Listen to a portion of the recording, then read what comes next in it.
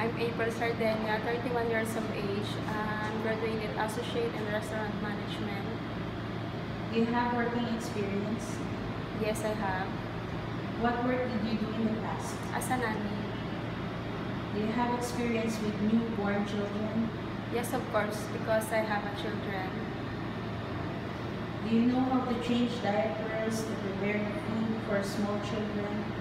Yes. Do you know how to clean the house? Yes, I know how to clean the house because aside for being a nanny, I'm also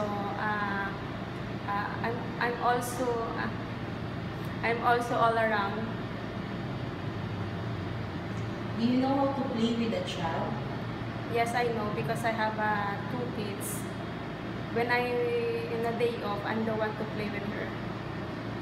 Regarding the household chores, did you use vacuum cleaner, washing machine, or dishwasher before?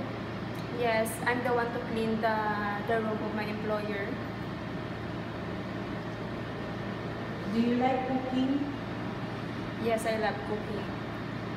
What type of dishes do you prepare? I love to cook mushroom soup and pasta.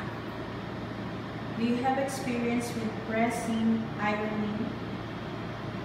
Yes, because I'm the one to iron the uniform of my employer. How would you prepare to spend your day off? I prefer to spend my day off to go to church and usually I explore the place.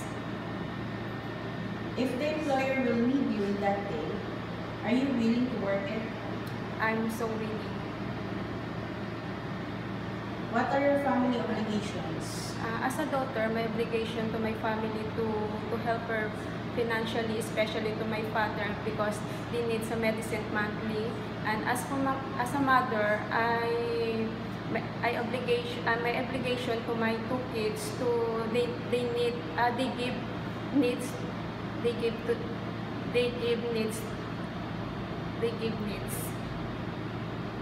Who will take care of your children when you will be away?